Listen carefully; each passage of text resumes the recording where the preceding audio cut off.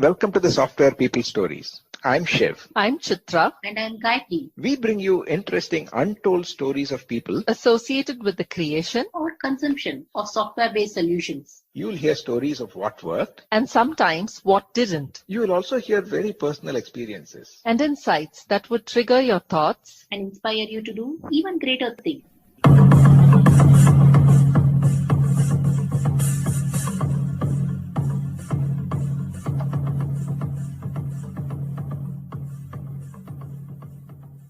Before we jump into today's conversation, a special thanks to PM Power Consulting for encouraging and supporting this show right from the start. With over 1,000 person-years of collective experience, PM Power has helped many organizations, teams, and individuals chart out their own journeys of excellence and make progress. Thank you, PM Power. Now, let's move to today's episode. In this episode, Sudipta Lahiri, the head of engineering and products at Nimblework Inc., shares his compelling journey from growing up in a cosmopolitan township and studying metallurgical engineering to becoming a leader in the tech industry. He discusses his early career experiences, including a pivotal movement that led him to quit his job in SAIL and pursue further education in IIT Madras. Sudipta delves into his transition from engineering to account management and later into sales. He also emphasizes the importance of attention to detail, the challenges and benefits of using AI in software development, and his personal practices that help him stay organized and effective in a fast evolving industry. Some of the other key takeaways include the necessity of understanding the end goal, leveraging change agents for successful tool adoption, and the indispensable role of cognitive behavioral skills in leadership. Listen on. Hi, Sudipta. Welcome to the Software People Stories. Good afternoon, Shiv, and thank you for having me today. Right. It's wonderful. Even though we've known each other for a long time, I don't think I know a lot about your background, except like HCL and then, of course, Digité, Nimble, all that. So it'll be good to start with your origin story and if you want to include personal information first, and then how you got into IT, and then where all you've been or what all you've been doing. So, my father was a career public sector guy. He used to work for BHL. So my background happened to be in the BHL township of Bhopal, and in many ways, perhaps now that I reflect back, a great place to have your upbringing in that sense. A very cosmopolitan, middle class, a mini India of all in all forms. I used to have a Telugu Sardi on one side. I used to have a Kannadiga Rao as neighbor on the other side, and Advani Sindhi on my backside, a Bapna Marwadi in front. So it was a very cross-cultural community that we had in BHL, and I think that formed a big part of myself, of my personality, and as an individual. He then got shifted to Delhi, and I finished my high school in Delhi. Like everybody at that point of time, the only thing was engineering or medical. Medical was beyond me, so I went into engineering.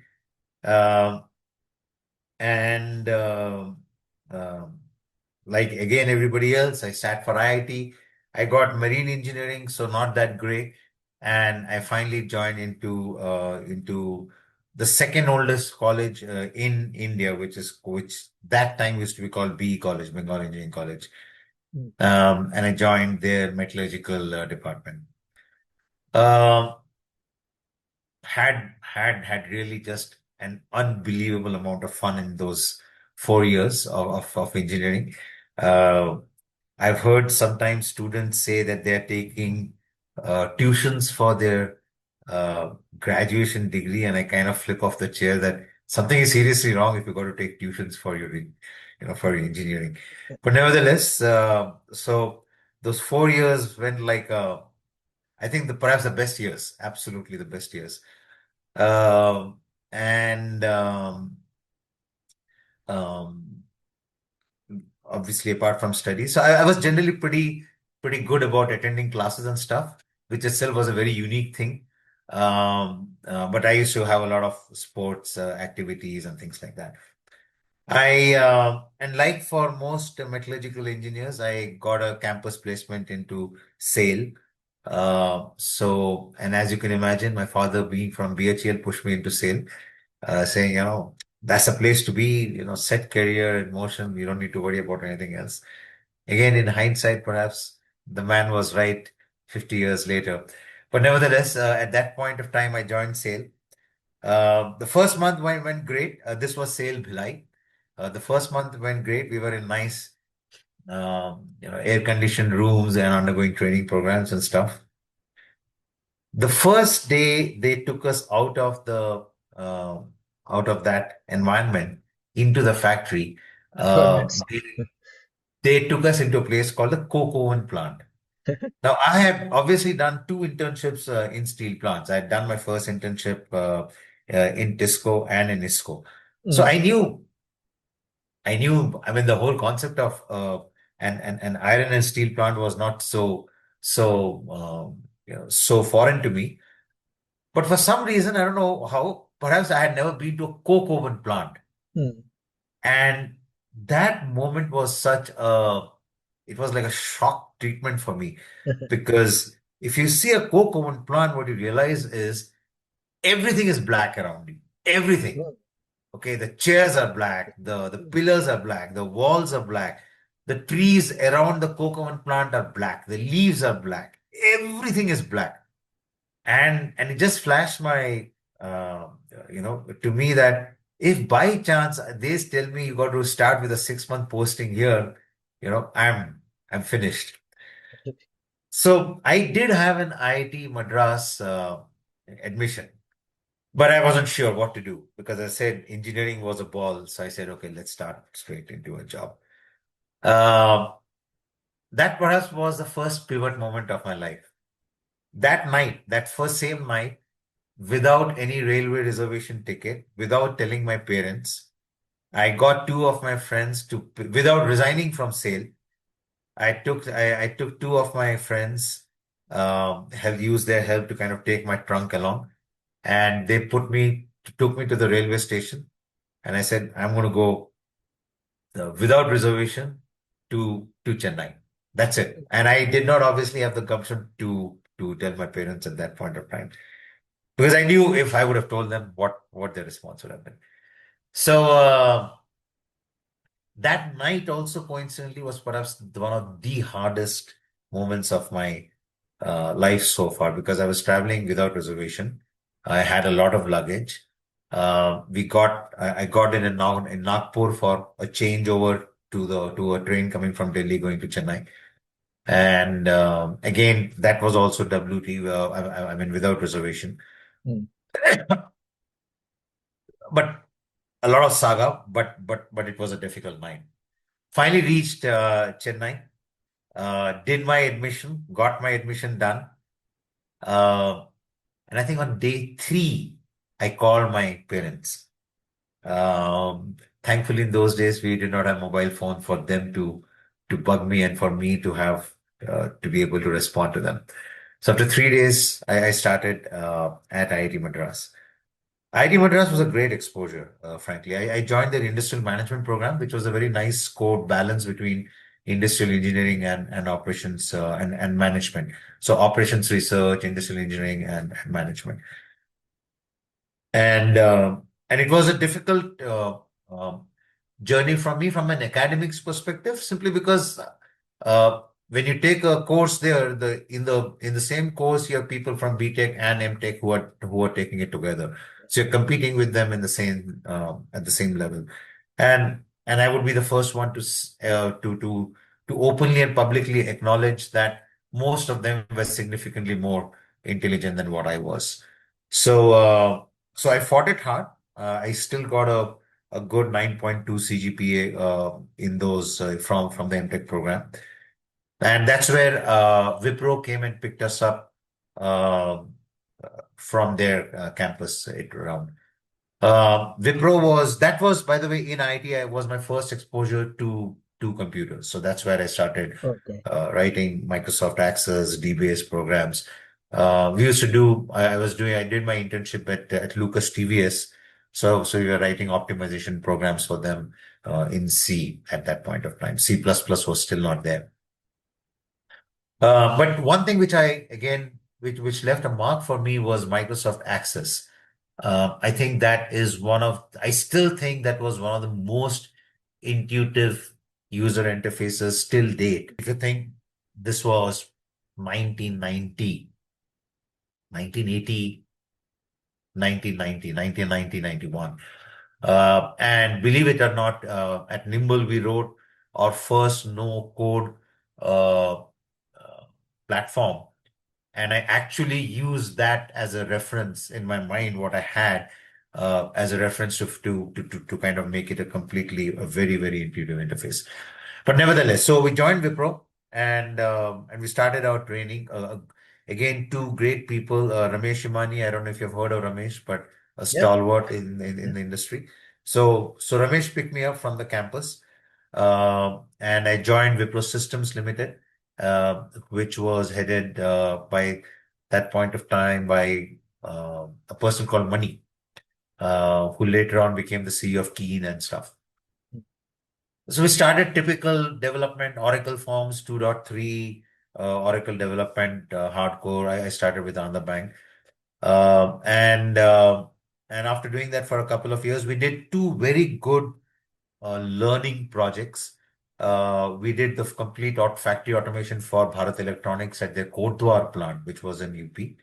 And then that success brought us to the Bharat Electronics Ghaziabad plant. And we did that for almost a good 18 months. And at that point of time, I got my first manager, a great manager from whom I learned a lot. A person called Sanjay Arora. Still have great relationships with him. And he was already married at that point of time, he and his wife. And they were great mentors and pals, not just from a work, but even from a personal life perspective. And really a great manager from whom one could not, I mean, it was not just a question of learning how to do software development, which obviously we knew very little about, how to do practical software development, very different from what we had done in our IIT labs. But just how to deal with people, how to deal with work, how to deal with colleagues, how to have a balance. Just a great guy from whom we could learn so much. Then after that, we were sent to the US. Body shopping was hot at that point of time, and we were in Dallas for about 3 years. Continued on the Oracle platform. I knew at that point of time that I had to come back, so I came back. I got married, but then, as the industry was at that point of time, inevitably again found myself back in the US. So when I went for my second stint in the US, I had already obviously seen a fair bit of on-site offshore work happening by that point of time, almost 5-6 years, and I figured out that, or at least what was so frustrating for us sitting in India used to be how to make the customer understand our point of view, right? I mean, there would always be so many different points of view of how the project is going or why a particular issue has happened. And so we spent so one thing which I decided to do was to actually get into account management and sales. So that was my first transition, my second pivot, you might want to say there. So first was from metallurgy to industrial management, and perhaps without telling my parents is even unimaginable for me at this point of time. And then the second one is this, that I moved from a completely delivery role to a completely account management role. Once I moved into account management, I did not realize that we would get completely direct targets. And I realized that just being an account manager, I could not accomplish those targets. So I pushed my boss, another outstanding guy who taught me every ABC of sales, a guy called Sribash De. Sribash also was in HCL for a long time. He came from the HCL Infosystem side. And so I moved from an account management function to a completely a sales management function. And for the next 5-6 years, I was um, daily, day in, day out, doing cold calling, and perhaps really developed an appreciation of how hard the sales function is. One thing which I learned is sitting on the delivery side of the fence. We always used to think we always used to see the nice side of that function, right? Getting to travel, having food in nice places, right, meeting people, going to conferences, look like a ball. But the fact that you have to call people and you can be threatened that you will be, that people will call the police on you if you don't stop bugging them the next time. So those were experiences that I really learned, and again, it stayed with me. So one of the things that I keep telling my colleagues now, since I'm back in engineering for the many years now, is never underestimate the sales guy, because in the delivery function, things are largely in your control. Your control, your boss's control, your company's control. But on the sales side, very little is in their control, a sales guy's control. And I saw the dot-com bust. I saw the 9/11 bust, and things which were completely beyond our imagination or control. Yet we had to be accountable for our targets and the revenue numbers and whatever is the shakeout impact of that. So I did that,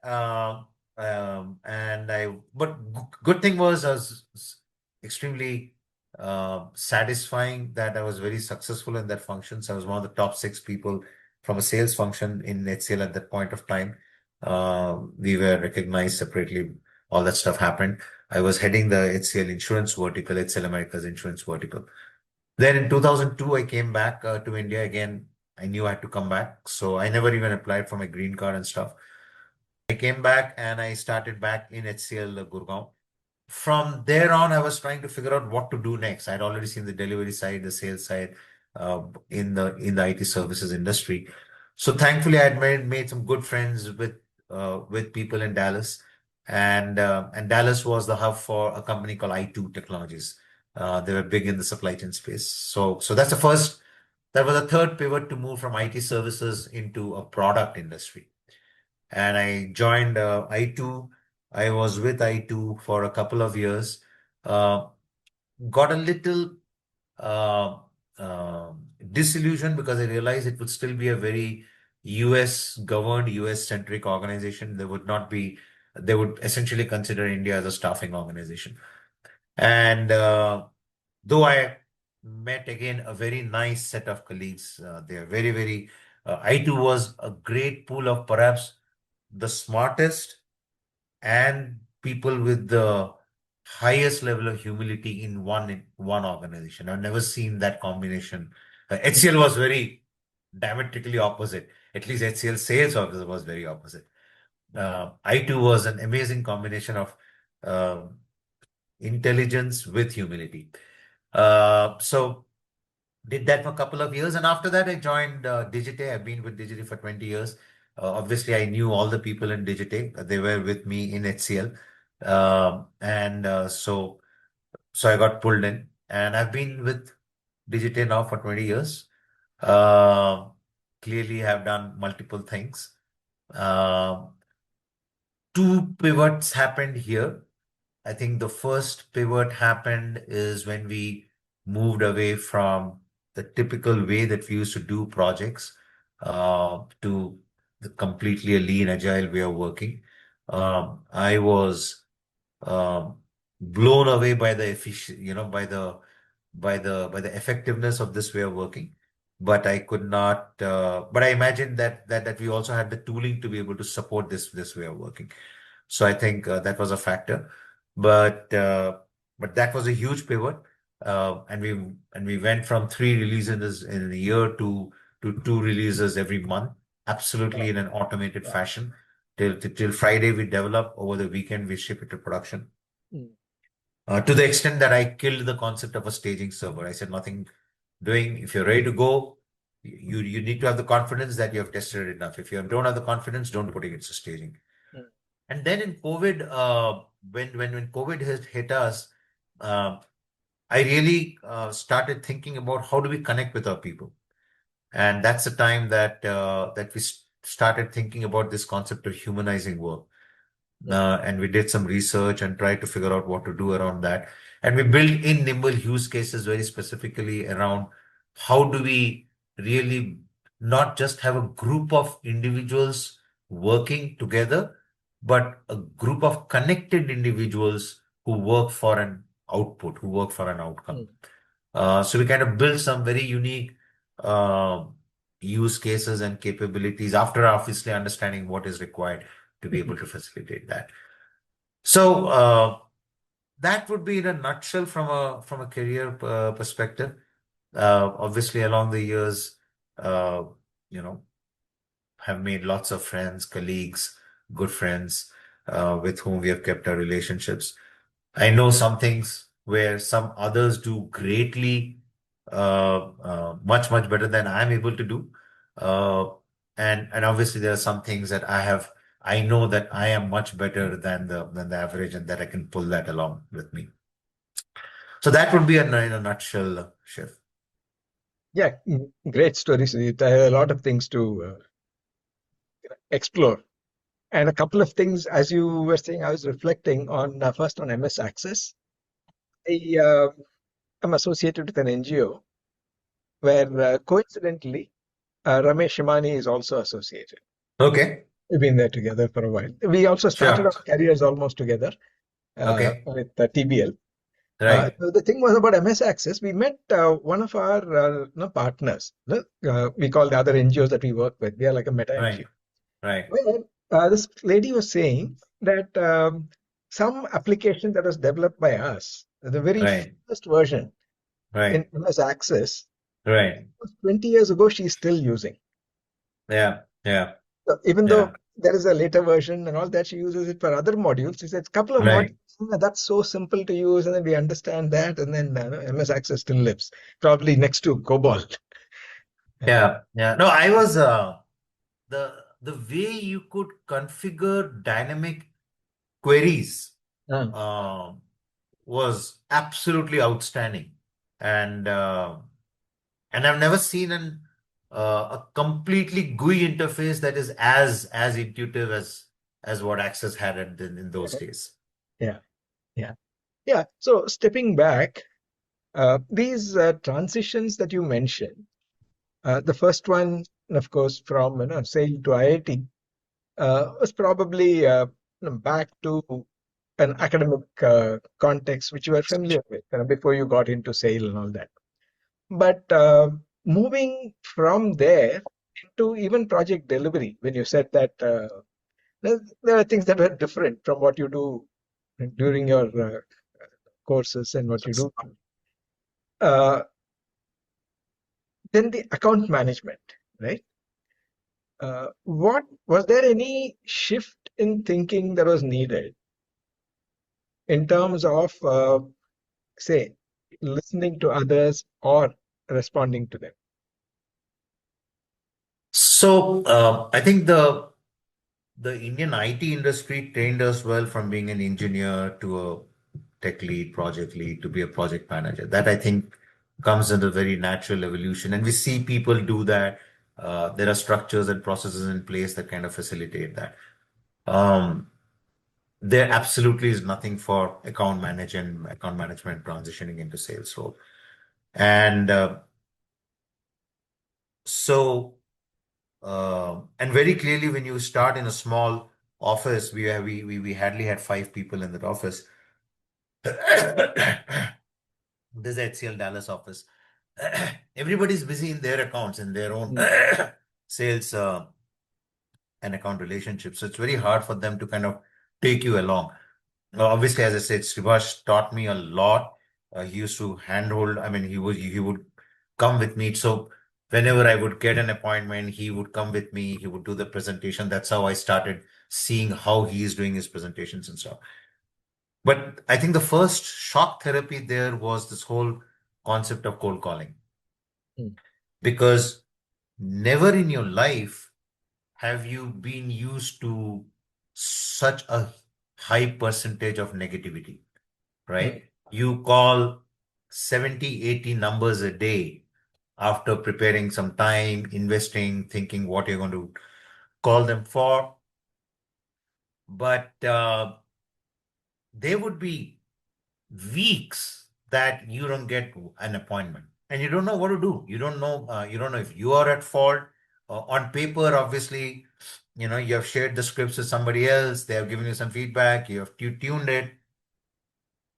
But it is slowly you try and figure out how to do, when to do, how to leave a message, things like that. Of course, those were the days of voice messages, right? Emails were also largely not there. It was coming in, but it was still not dominant.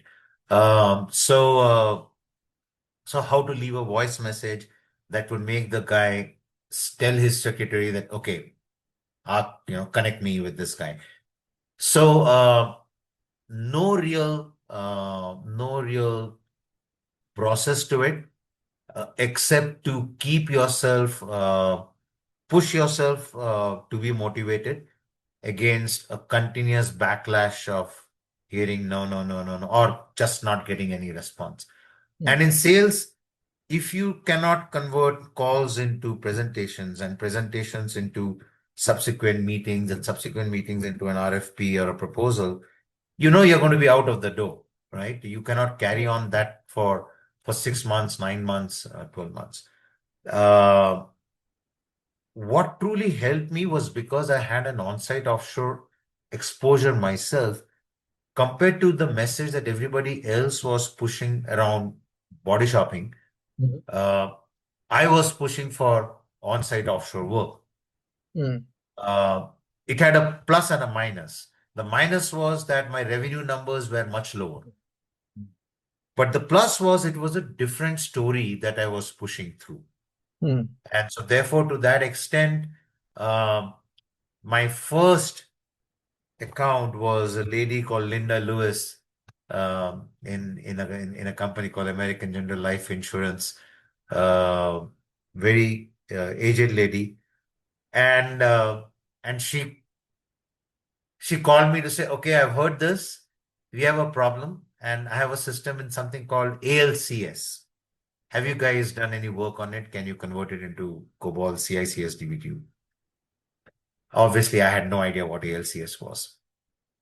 One thing which I've also again learned in life is if you put sincere effort, God gives you some opening here and there. And of all things, perhaps in the entire HCL company, nobody had worked on ALCS. Nobody had heard about ALCS. So there comes one guy who was placed somewhere before, but then his assignment had got over. He was waiting to be placed. He happened to work on ALCS. Okay. Completely this is like a 1 in a million chance. Yeah. And so he became my architect. He was senior enough that he said, don't worry, I'll write all the specs of how to convert this into CICS DB2. And he made that project happen. His name was Girish. I'm forgetting his last name now. This was 2000. No, what am I saying? 1995, 1997. So, and cute guy, really took over the project for me. Very gentle, very, very polite guy. And he made that project work like a charm. And that's all you need. Once one experience is good between a customer and their partner, you can open your flanks. And that account became a $26 million account for HCL. Those days. So those days. It was so that's why I said I was one of the top 6 top selling sales guys for HCL, only on the strength of that American General life insurance account. Yeah. The other thing was when you talked about the kind of thinking with Digité and Nimble, and you said in the lean agile processes, and when you are developing a platform which is addressing the needs of both, let's say, the developers who are more technical, as well as the people who are managing them. What kind of challenges or pressures do you face in deciding what to do, how to do? And then, of course, there's a part B that I'll come to next. So we start with a very simple premise that developers will not like our platform. Okay. Developers fundamentally will not like process and work management tools. No matter Kind of addressing my next question, but anyway, I will ask it after you finish. no matter how hard I try, I'm not going to win that battle. So we are very clear that for the development community, what we want to build is something that delivers efficiency. Okay, we don't want them to do lots of things and spend lots of time on our tool. We know that's not going to happen. That's a lost cause. We're just going to frustrate them more. And as a result, they will not tell me that they don't like the software. They'll tell me, oh, this is not right, that is not right. They'll give me all kinds of reasons. Fact is, it is not their tool of choice. They would rather be in their IDE or whatever in today's world, Cursor or Copilot or whatever is their development platform. So for us, our focus is the layer above. We are very clear about it. And therefore, we will focus on the lead, the manager, the delivery manager, and of course, going above. And that's what we have done. Our focus is on planning, tracking, monitoring, and as little data that I can get from the hands-on team to be able to deliver that. That's all I would like to collect. Of course, Nimble has evolved in the last 15 years also immensely, a lot more from compared to what you would have seen but we have kind of used that kind of thought process. To give a simple example, if you are planning a user story, it is not, earlier we were very adamant that, you got to put a start date and a finish date so that we can track how much is deviation, variance, etc. We say not required, optional. You don't want to do it, don't do it, you move on. When you tag it to a sprint, then I will figure out, hey, when is the sprint going to start and finish? So I know the next level of granularity that, okay, at least you're telling me it has to start and finish by that timeline. If you don't even tag it to a sprint and you have just tagged it to a release, which is 3 months ahead of time, I know, okay, that's the level of granularity zone that you need to be in. So we kind of have evolved these kind of thinking processes to see that how do I minimize the data entry, yet be able to give some kind of planning and monitoring guideline or inputs back to the middle level so that they get a single version of truth. That said, we also have learned that, or we know that even in the middle level, it is difficult for them for 2 reasons. Because one is, it's very hard to put everything on the system and become completely exposed.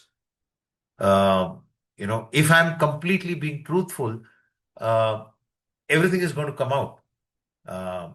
And everybody needs their space a bit to be able to maneuver things, to be able to have a little bit of flexibility.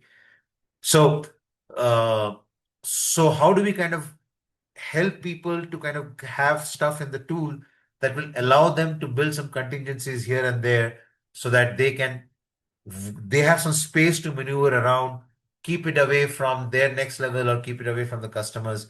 We kind of think of it from that perspective when we build these kind of work management and process management tools. For sure, processes have itself become very light. So it's not compared to what it used to be in the CMMI days. So that has definitely helped. But we keep those things in mind that Developers, make them do as little on the tool. Middle people, give them some space where they can change things and shuffle things around before it goes to the next level for reporting. Yeah, so along continuing that, my second question was about how do you address adoption? Because many of these kinds of tools, including some of the very popular ones that people talk about, either people use very few features. They probably Yeah, use it as instead of Excel, they said, I'll put it there. yeah. So they don't really get any benefit out of using a tool or even having a little more discipline in terms of data. Uh, and if the what's in it for me is not addressed, how would the developers even make sure that there is some data that is meaningful that could be useful for them? Fair question.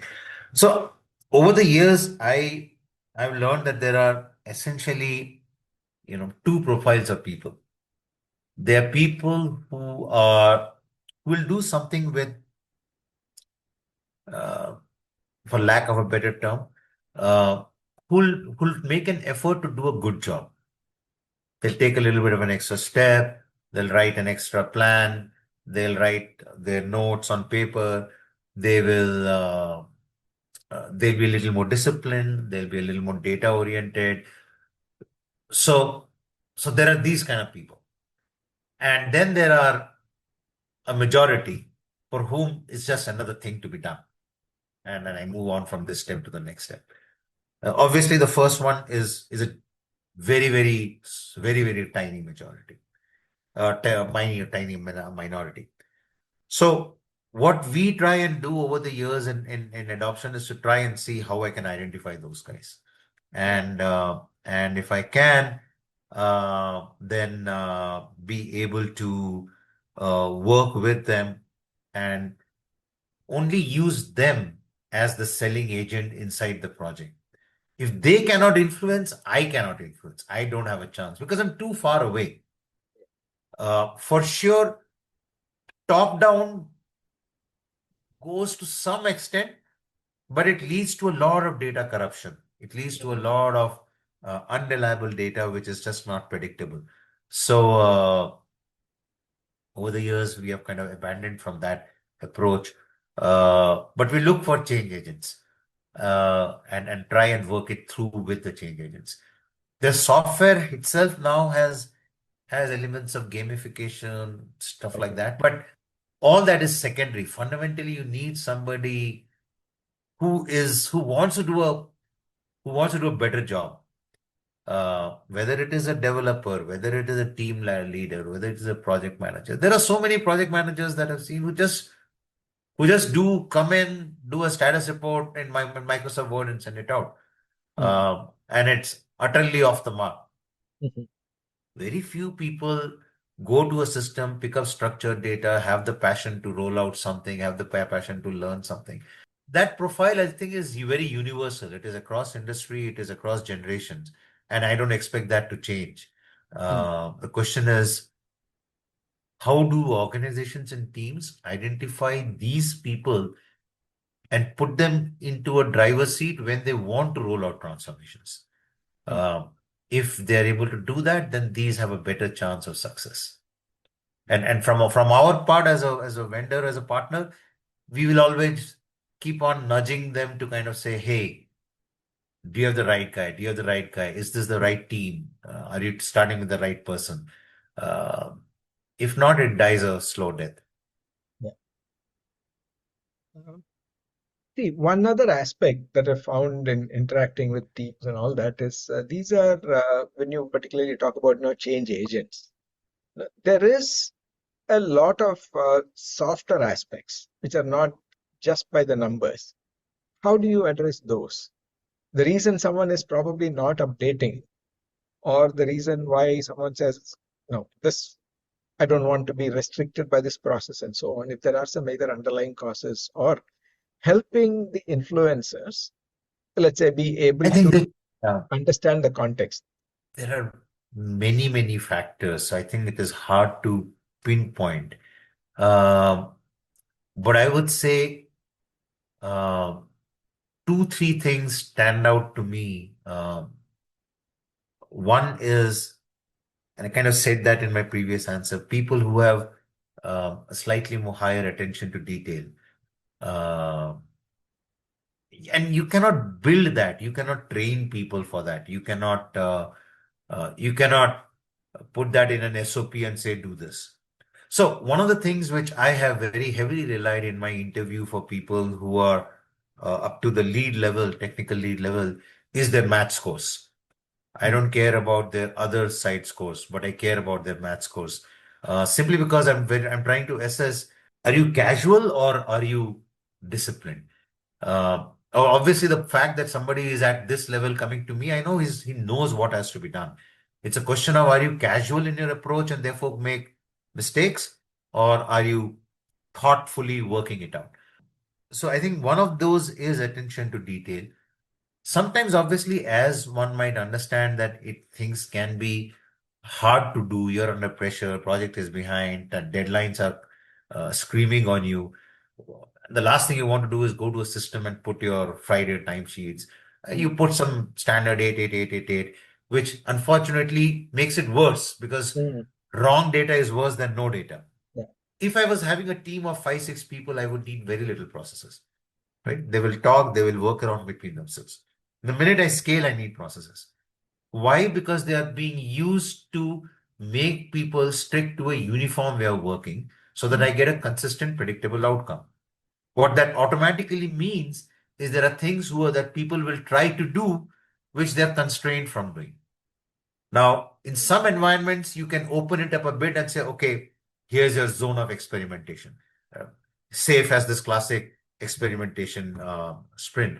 But in general, when you put a strong process structure, you're expecting people to follow the guideline. This is how you should do it. This is what, because only then I can make sure that when 50 people are developing a piece of code, it all works. When the next generation of developers come in, they can maintain it, they can sustain it. If every 50 guy had done it in his own way, there's no way one could debug it and try and figure out what is happening here.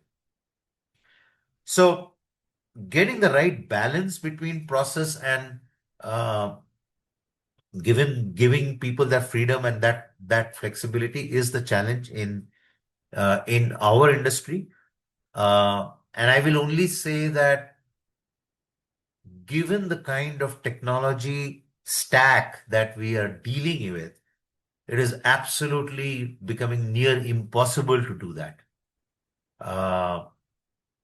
Because it's changing so fast, it's changing so much, that firstly, very few people get it.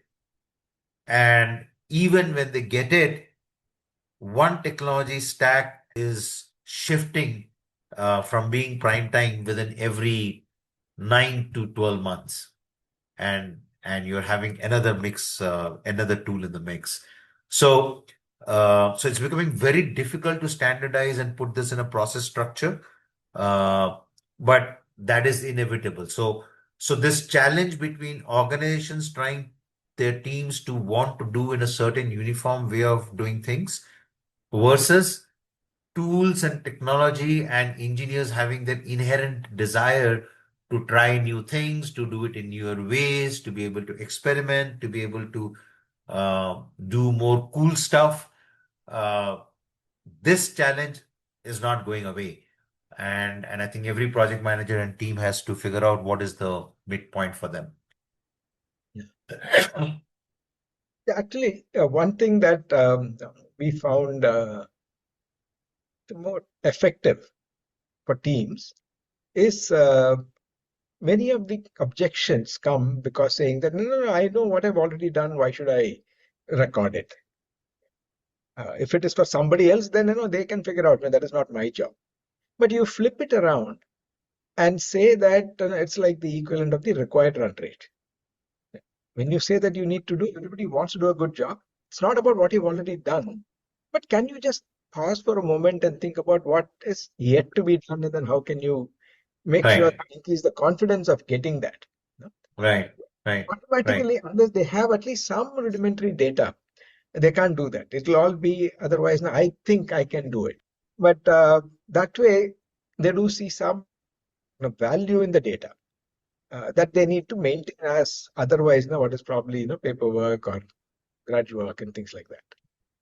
Yeah, yeah. So, I agree with you. I just think it's a majority of the developers that I've seen are doing what they're being asked to do, and they do that pretty much mechanically. Um, the all this talk about making people understand why we are doing, communicating, making people see the end cause outcome. It, of course, one needs to do it, but the reason why one needs to do it is because it moves a tiny percentage of your workforce. If you do not do that, even that percentage will not be able to connect. So you do that to be able to connect with a very small percentage, but a large percentage stays outside. Uh, uh, my my father was associated with Ramakrishna Mission Delhi, and they used to run a program called Value Education. And I used to see their literature and I used to say, my God, this is like boring to the power exponential. So, and obviously they have tried lots of cartoons, images, things like to make it child friendly and stuff. And I would question them, why are you doing this? I mean, whose moral science is getting impacted by this? And their point inevitably was that even if I'm able to make an impact on 5 out of 1,000 kids, at least those 5 I've been able to make an impact. Without that, I would not have been able to even do that. Yeah. So our effort is necessary to make that impact on that 1%, 2%, 5%. But we should be clear that it's not going to be 20%. We should be absolutely clear in our mind, because no management will succeed if we have very, very unrealistic or too optimistic thinking about what we can do and how much impact we can make when we do certain things. Yeah, very quickly, otherwise this topic may take another whole episode, is you can't have any conversation today without talking about AI, right? So 2 aspects of that. One is about using AI for development. It's also kind of changed the whole SDLC, the way things are happening, what you plan, how you track, and so on. The second is what you develop for, what kind of solutions, and the solutions being based on some of these AI. And today, by AI, most people talk about only Gen AI, while there are a lot of other branches as well, right? So when you do that, one big shift that I've noticed is from being a more rule-based or a predictable or an SOP-based solutions, which is required, let's say for system and things like that. When this is more about exploratory, when it is more personalized, when it's more contextual, where you can't predetermine what the output would be. Generally what will happen. So how do you see this shift affecting, say, the leaders who want to have their fingers and all the buttons and have the controls? Okay, so the first part of the answer, which is how is it changing how we do software development itself? So we have been at it for some time now, needless to say. Our conclusion is fairly clear and direct at this point of time. It is extremely useful and extremely powerful with people who know how to do solid programming themselves. If people are not good at development themselves, it's a very, very hazardous kit. It makes it worse. And therefore, to a certain extent, my personal belief is that one needs to keep it away from the people who are entering the industry at this point of time. Because if you don't develop your own skills to debug, to think of a design, to understand what are my options, why should I choose this option versus this option when I'm doing something as an architecture? if you don't understand that well, if you don't learn it the hard way in many cases, you will not be able to course correct when AI gives you an answer and that is off the mark, because you will also not know what it is. However, for good developers, 8 to 10 years of experience or 6 to 8 years or 10 years of experience, it's a game changer. They have been there, they've done that, they know the tools, they can absolutely rocket their productivity. The catch is works very well in the product industry, but not when these people have to run with an army of youngsters to take them along, because then they are not able to keep up that productivity and they get frustrated that I'm becoming a training school for these kids. And obviously this is not something that you can teach in a training school. Yeah. So, I mean, you can teach how to use AI, but how to make sure that at that point you're asking the prompt in the right manner. I mean, just to give an example, we have been using, as I said, for a period of time, and we can very clearly see the acceptance ratio percentage, which most of these tools give, like Copilot or others. The acceptance percentage varies from 5% to 40%, depending upon from people to people. And it's not that some people have started late and some people have started early.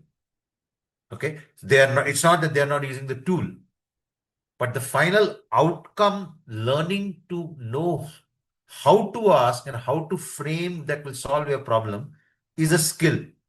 And that you will only know. It's like you can play the guitar well, but if you need to go to a professional level, you need a different level of foundation to take it to that level.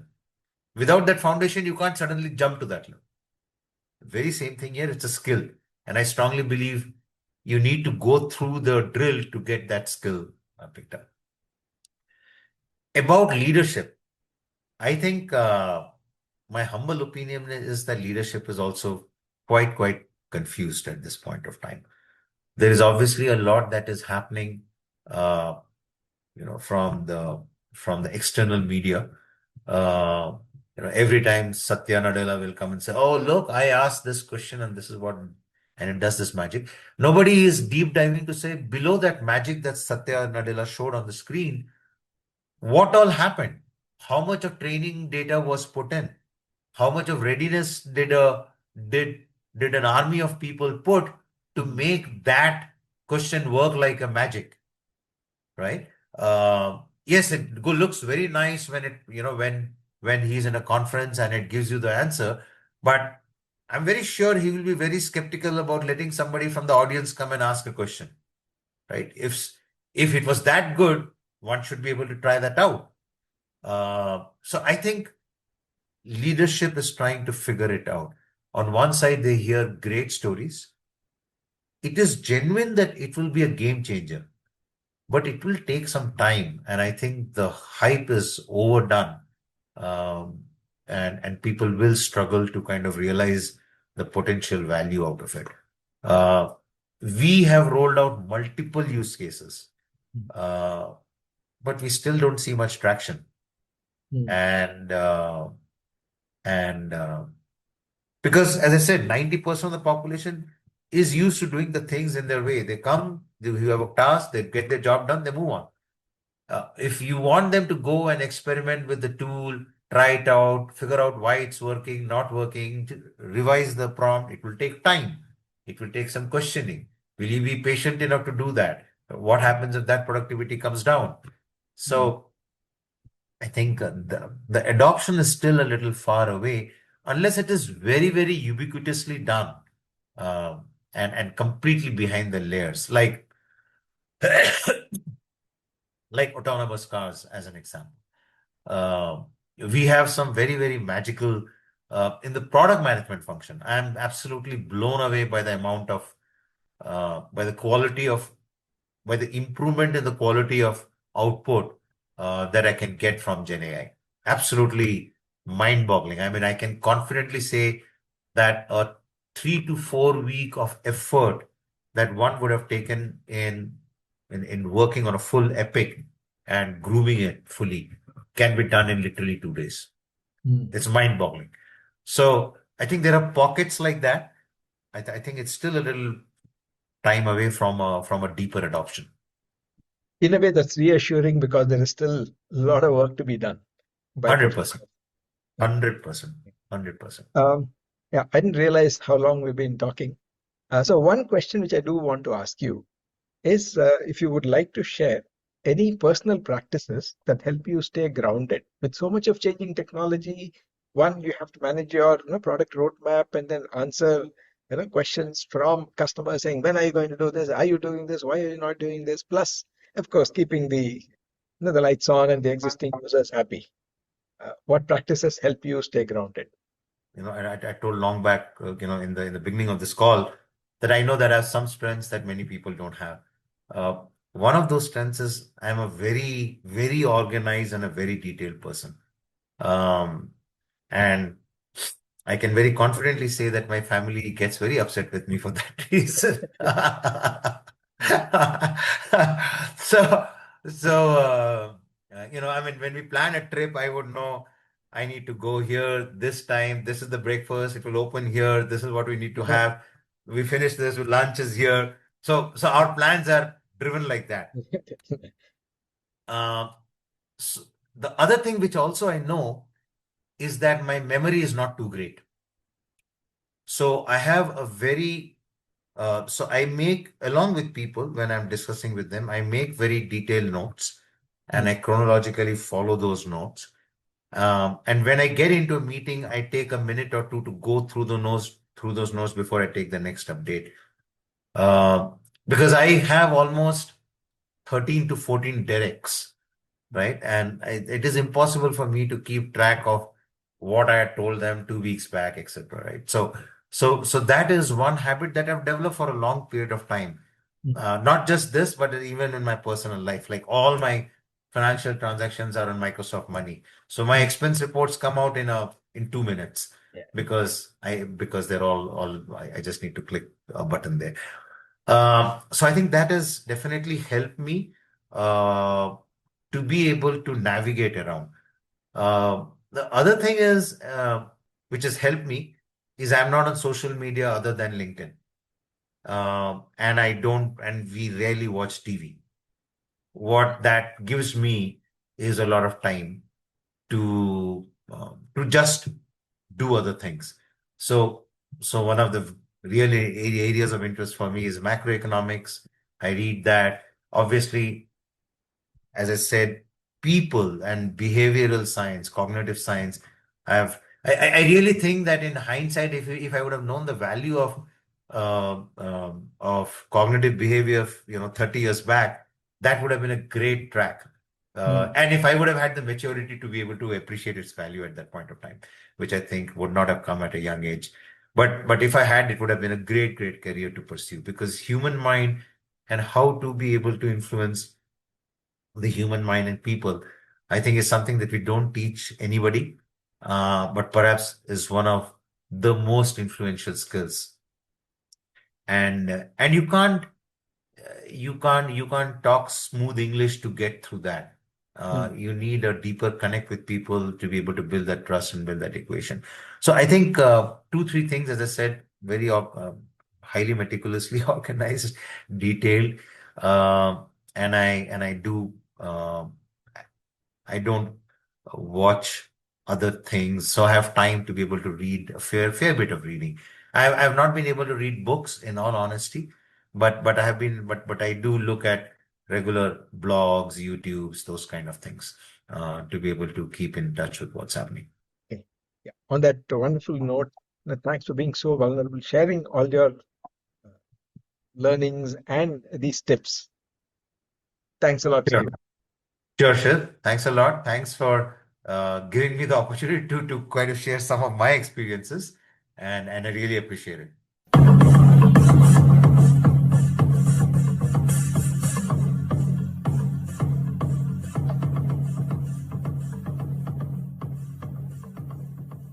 We thank Siddharth for the music and Anita for promoting the Software People Stories. If you like this episode, Please subscribe on your favorite podcast client. And spread the word in your network.